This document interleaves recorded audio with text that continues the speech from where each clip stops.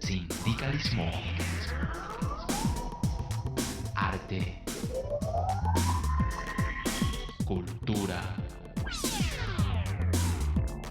actualidad, tecnología,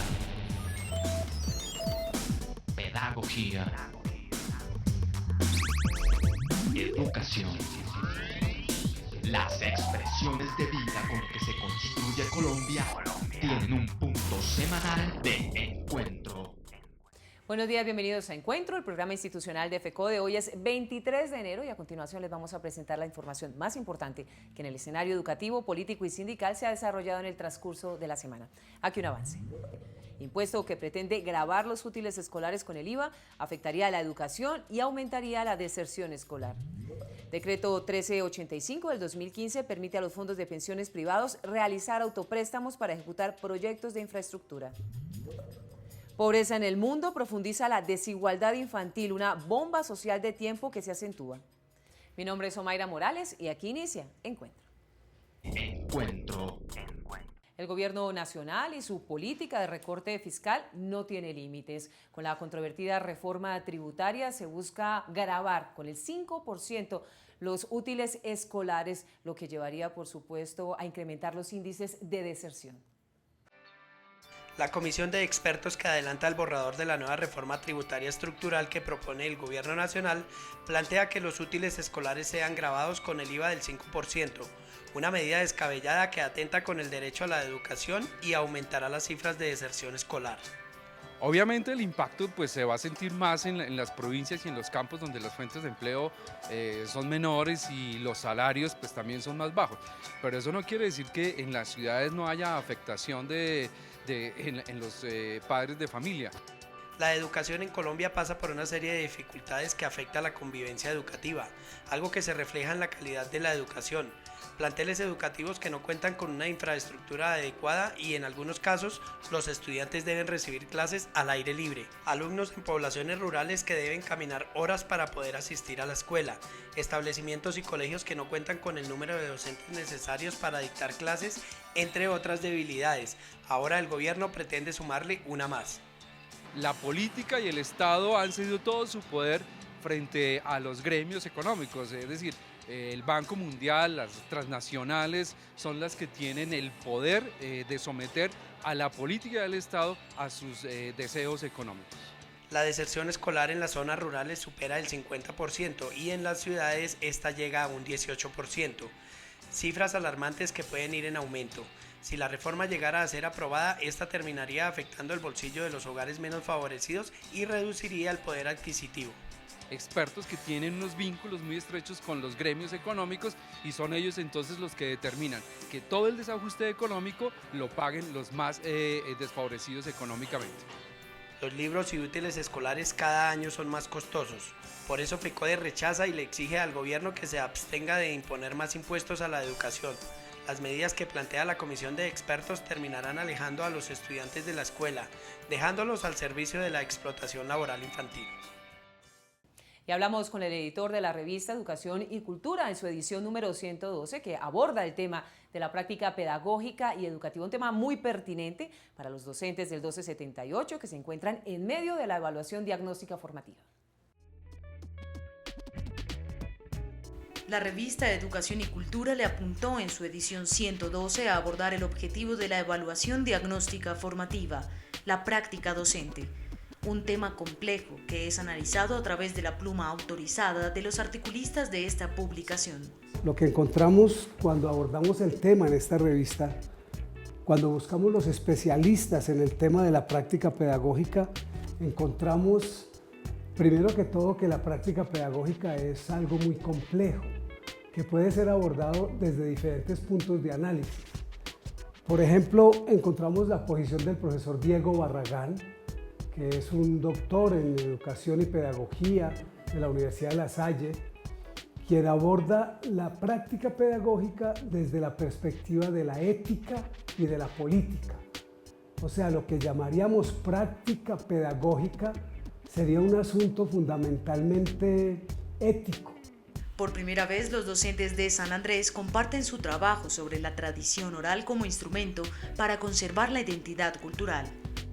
El otro artículo que es muy importante en esta revista es el artículo del profesor Milton Molano. Milton Molano Camargo, profesor de la Universidad de La Salle, quien también hace un análisis de esta categoría y nos muestra que la práctica pedagógica puede ser abordada por lo menos desde 3 vertientes. Una primera vertiente que sería la práctica crítica y analítica del maestro reflexivo que convierte su accionar, su intencionalidad formadora en un objeto de reflexión y de investigación. En la otra vertiente del profesor Milton Molano sería el análisis del discurso. La otra vertiente que él trabaja es una unión entre lo teórico y lo práctico a partir de las narrativas y la construcción de sujetos en la línea de Paul Ricoeur. Esta edición 112 sobre práctica educativa y pedagógica analiza una de las conquistas más importantes de FECODE, incidiendo en política pública con la evaluación diagnóstica formativa, en la que se propone, debate y proyecta el quehacer diario del maestro con su quehacer pedagógico. El profesor Francisco Torres, secretario de Relaciones Internacionales, a esta hora analiza la difícil situación económica y social por la que atraviesa el país.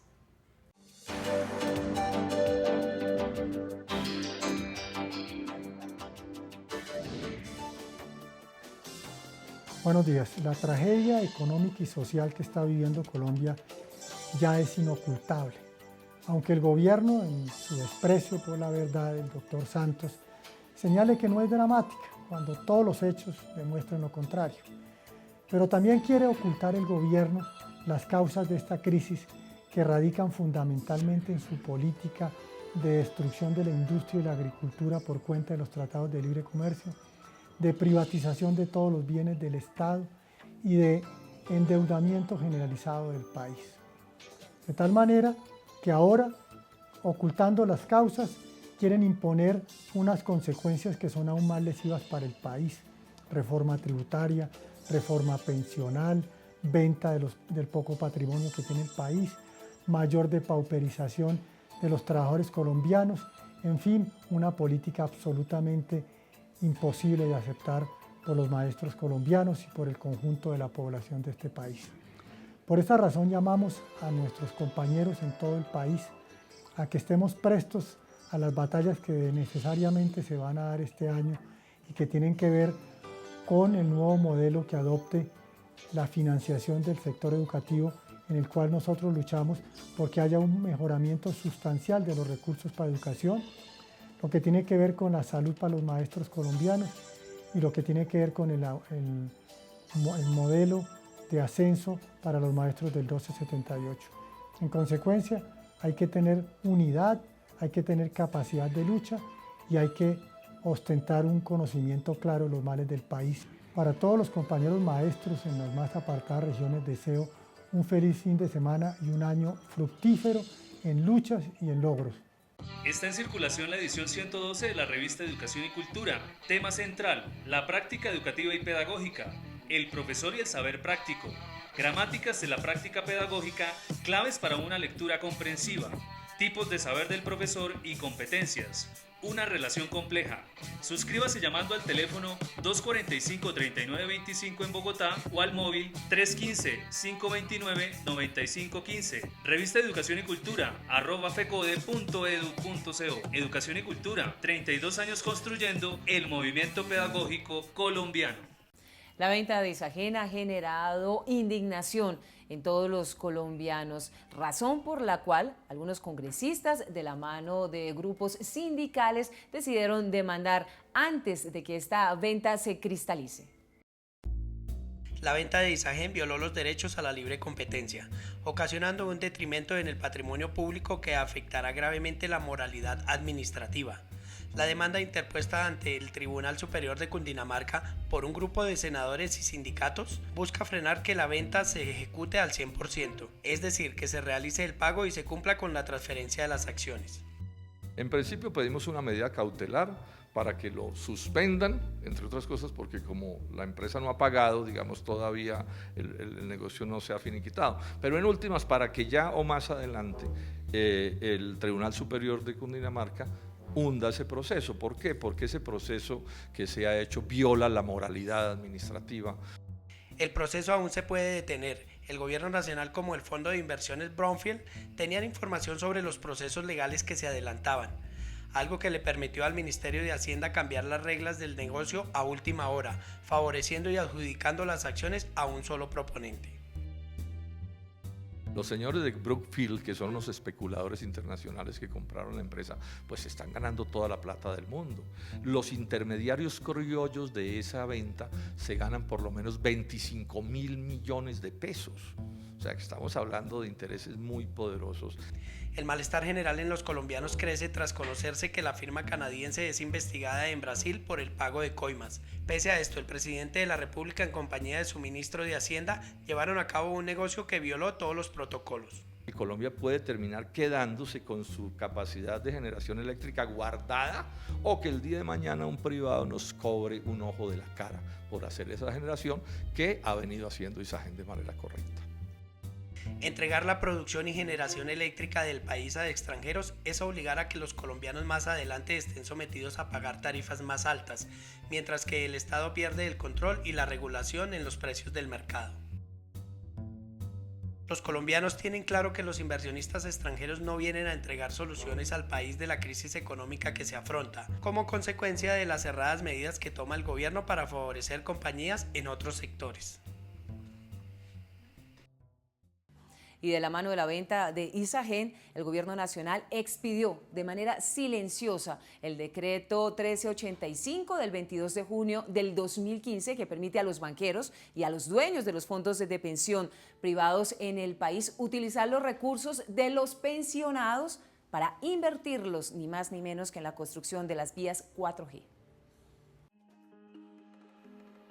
Con el cuento de las vías 4G, al país ya le quitaron Isagen, la joya de la corona. Ahora vienen por las pensiones, 180 billones de pesos en riesgo, los ahorros de millones de colombianos en los fondos privados de pensiones. La alarma está encendida.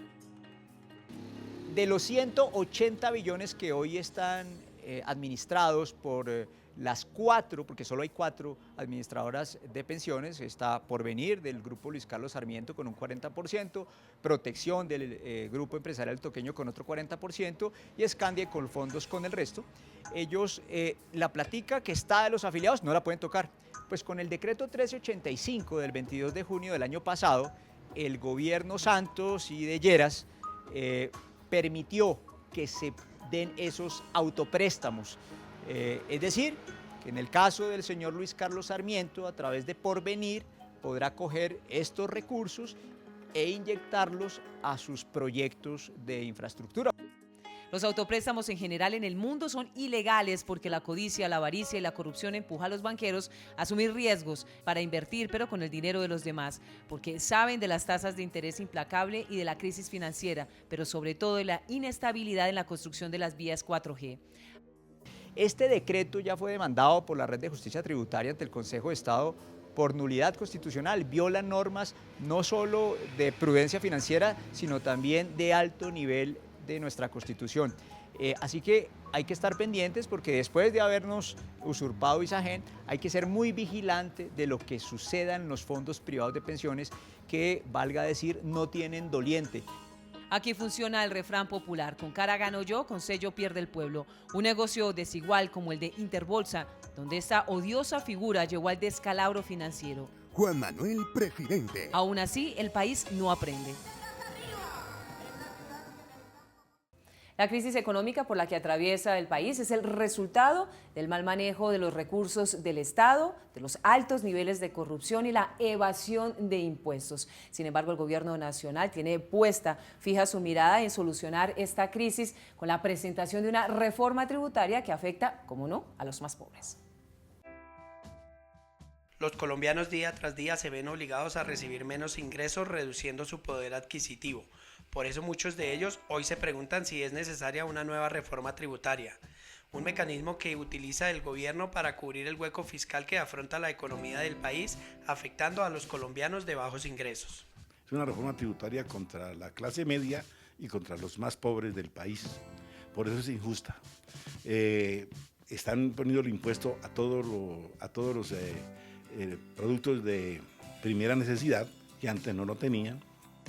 Gravar al pueblo colombiano con más impuestos se ha convertido en la única solución para el gobierno nacional, quien se ha preocupado más por ajustarle el cinturón a los hogares a cambio de combatir la corrupción y aplicar las leyes a quienes evaden el pago de las obligaciones tributarias y a aquellos que se roban el dinero público.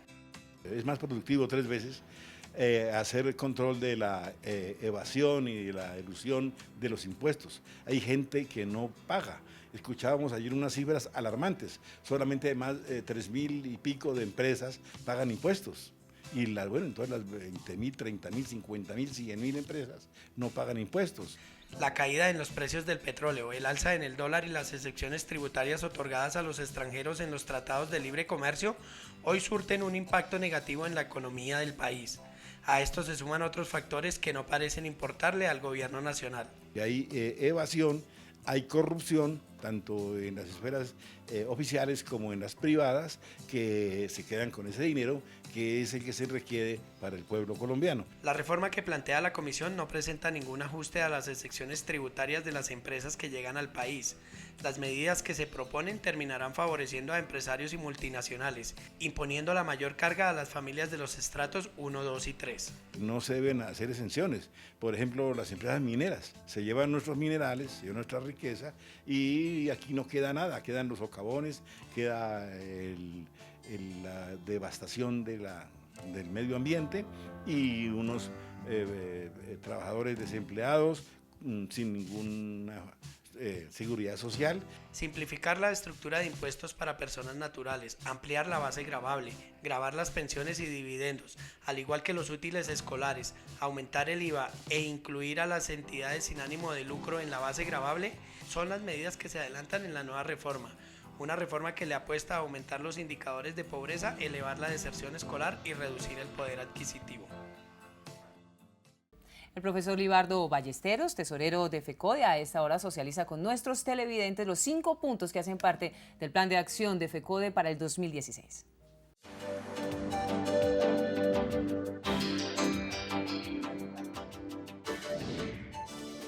El panorama que tenemos que afrontar este año es supremamente difícil, no solo para los maestros, sino para todos los colombianos y colombianas, ya que la situación del país empeorará producto de la caída de los precios del petróleo, la devaluación del peso frente al dólar y el fenómeno del Niño, pero sobre todo por las malas decisiones que el gobierno está tomando porque pretende poner las consecuencias de esta crisis en los hombros del pueblo mientras privatiza el patrimonio público.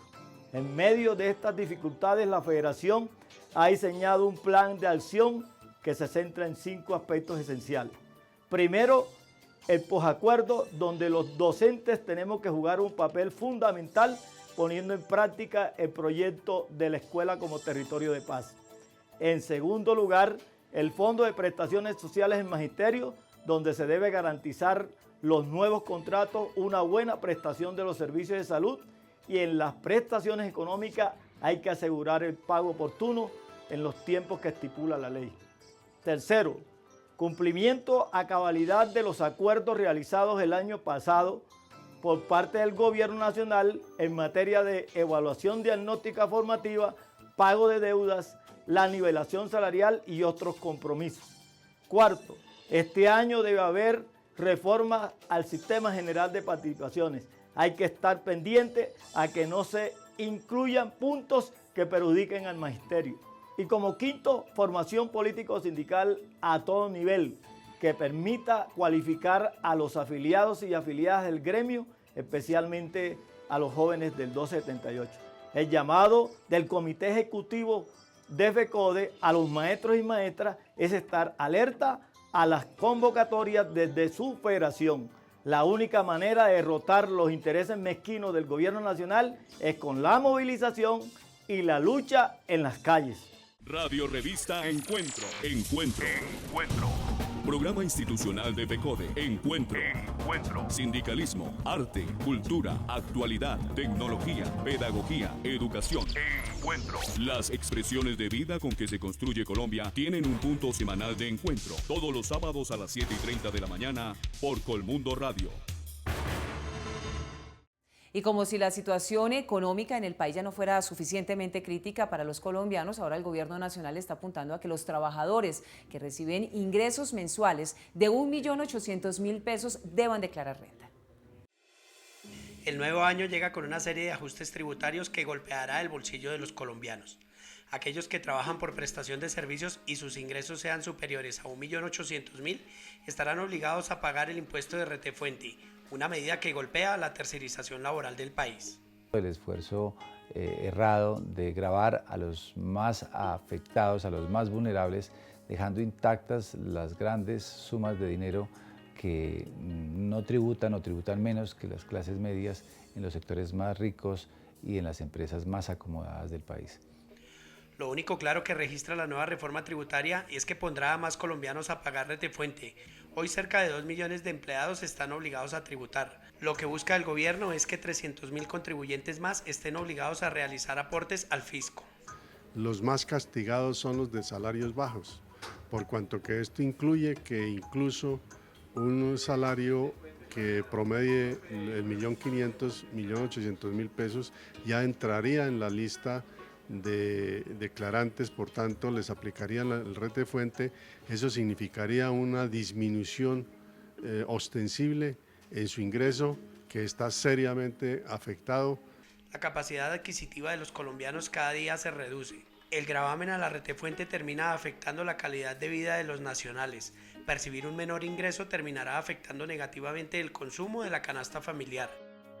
Por otro lado, hay quienes sostienen que la nueva reforma promoverá el no pago de los tributos. Derivará este impuesto en unas nuevas prácticas de evasión. Sin duda se advierte cómo los obligados o destinatarios de esta medida sin duda tenderán a subfacturar los servicios por un valor inferior para no ser cubiertos por este gravamen. E indudablemente contraría inclusive una política de justicia y social e inclusión. Es inaceptable que el gobierno quiera cobrarles impuestos a los ciudadanos sin implementar una lucha contra la corrupción, que hoy le deja un desequilibrio económico a la nación y que en la actualidad tiene quebrado el sector de la salud y la educación, entregándola en concesión a privados, afectando la calidad de vida de los colombianos y desangrando el bolsillo de los mismos. Según la ONG Oxfam, los niveles de desigualdad en el mundo están llegando a límites incalculables. Escuchen esta cifra: el 1% de las personas que habitan en la Tierra tiene más que lo que representaría para el 99% restante, lo que significa que los niños, las niñas y los adolescentes, la población más vulnerable, específicamente en América Latina, se van a convertir en una verdadera bomba de tiempo social. El Banco Mundial afirmó que en el 2016 la pobreza estará por debajo del 10% en la población. Sin embargo, la desigualdad infantil se resiste a desaparecer, convirtiendo a esta en la más vulnerable y sobre quien recae la productividad, el desarrollo y la economía de cualquier territorio, en una bomba de tiempo social que estallará de seguir caminando por el sendero equivocado de la concentración de la riqueza y el fortalecimiento de la evasión y la elusión fiscal. Oxfam ha sacado un nuevo informe donde señala que las 62 personas más ricas del mundo tienen la misma riqueza que los 3.600.000 millones de personas más pobres, que es una cifra aterradora. La cifra en sí misma es aterradora porque esas 62 personas caben en un bus. Entonces esas 62 poseen más de lo que posee la mitad más pobre de la población. Los niños experimentan la pobreza de una manera más riesgosa que los adultos, que pueden perturbar de por vida su desarrollo mental, físico, emocional y productivo. Según datos de la UNICEF, más de 600 millones de niños en el mundo viven en la pobreza extrema y el 10% de los que viven en países en desarrollo mueren antes de cumplir los 5 años. Solo en Colombia, 1 de cada 3 niños vive en condiciones de pobreza multidimensional. Colombia es uno de los países más desiguales del mundo, más desiguales de América Latina, que es un continente con las cifras de desigualdad más elevadas. Entonces, el llamado, en particular en países como Colombia, es a mantener el gasto social, mejorarlo en términos de la eficiencia, de eliminar la corrupción, etcétera, pero también controlar el sistema tributario para poder que las empresas que más renta generan, que tributen lo que deben tributar, para que el país reciba a cambio de esa explotación de recursos naturales suficientes recursos para poder invertir. En Colombia, según la UNICEF, la mitad de los niños de 0 a 2 años están en hacinamiento crítico. El 80% de los menores de 3 a 5 años no tiene acceso a la educación inicial. Si no se hace algo en la próxima década, no debería sorprender que la pobreza y otros problemas sociales se resistan a desaparecer. Esto en medio de la concentración abusiva de riquezas, del mayor escándalo de corrupción y de robo de dineros públicos, de la venta de bienes como en el país, el de Isagen, y de la imposición de políticas neoliberales de la OCDE que deshumanizan derechos como la educación, el trabajo y la vida misma. Como ya es tradicional, el profesor Luis Gruber Ibarra, presidente de FECODE, nos editorializa nuestro espacio de hoy.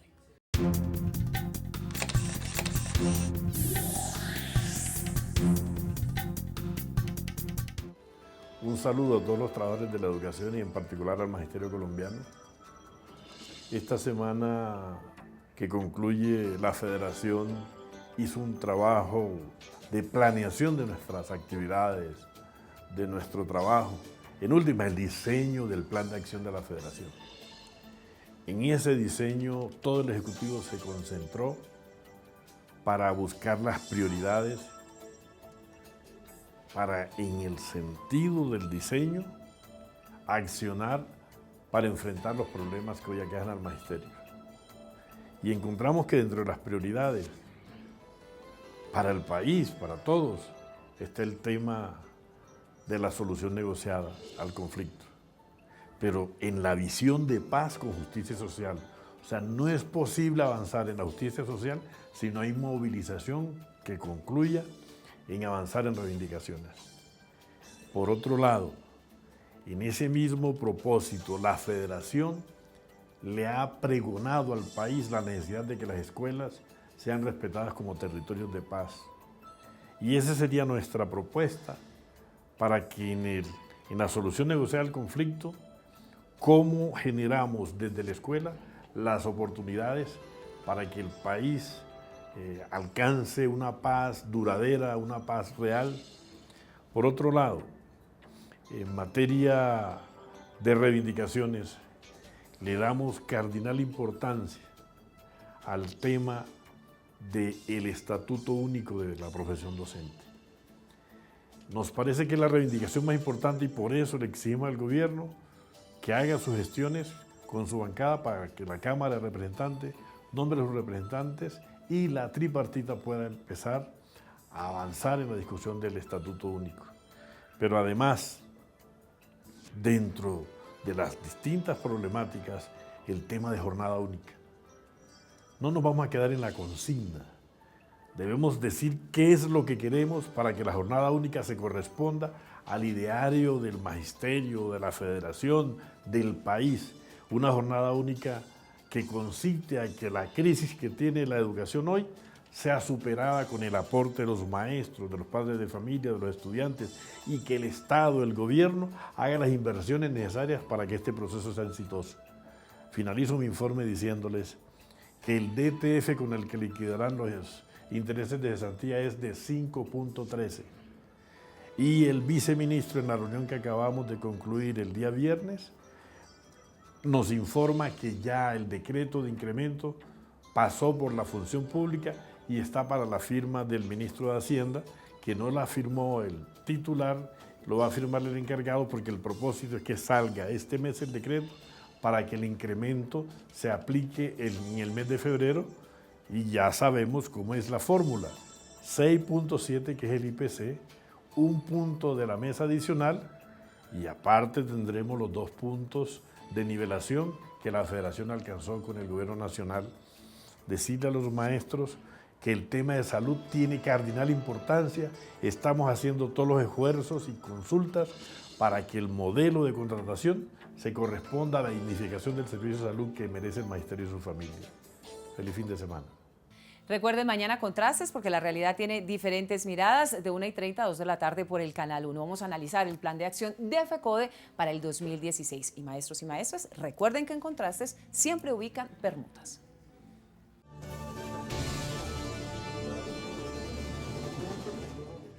Ustedes y nosotros tenemos una cita habitual todos los sábados de 7 a 7:30 de la mañana por el Canal 1 en Encuentro, el programa institucional de FECODE. Ya saben que si quieren más información pueden ingresar a la página web www.fecode.edu.co o estar pendientes de las redes sociales. Gracias por su compañía. Nos vemos en 8 días. Adiós. Arte. Cultura. Actualidad.